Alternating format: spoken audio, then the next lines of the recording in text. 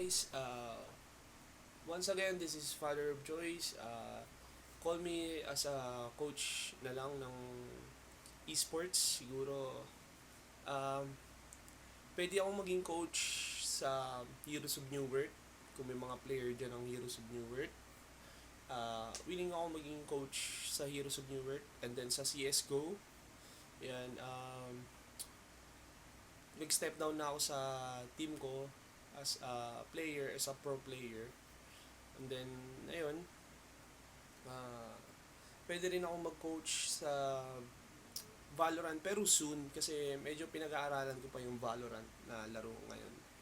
And then, sa SF, Special Force, isa na rin sa mga pinagdaanan ko yan, yung Special Force. SF1 and SF2, pwede ako maging coach ninyo guys. Message nyo lang ako sa page ko sa Facebook. Search nyo lang Father of Choice. Ayun. And then, siguro, ito na yung time para bitawan ko yung yung larangan yung pinaglalaroan ko. Yun nga.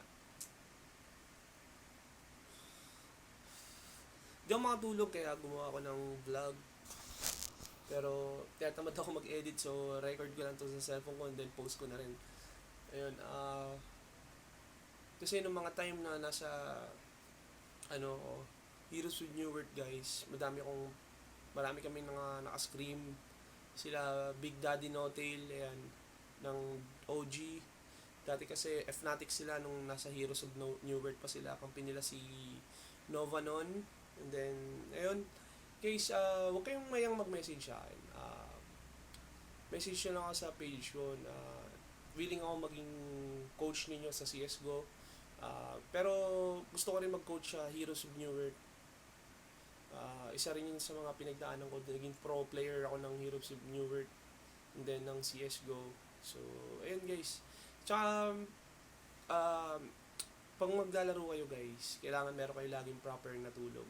8 hours a day siguro, and then disiplina.